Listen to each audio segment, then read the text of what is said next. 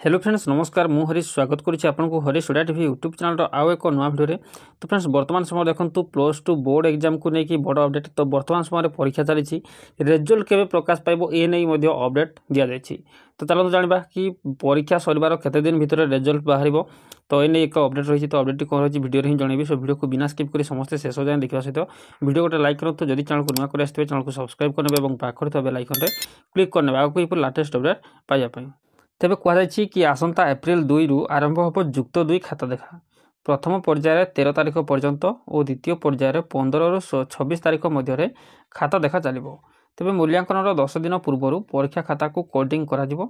आसंता 27 तारिख में विज्ञान और 27 तारिख में कला वाणिज्य और धंदामूलक परीक्षा सरिबो यापर उभय ऑनलाइन और ऑफलाइन रे खाता देखा कला विभाग ओडिया और इंग्राजी विषय में खाता देखा बहु विलंब हो चलित थर यह ऑनलाइन मूल्यांकन करने को पदक्षेप नि तेज चलित थर 63टी ऑनलाइन मूल्यांकन केन्द्र बेले 77टी ऑफलाइन और 57टी कोडिंग सेंटर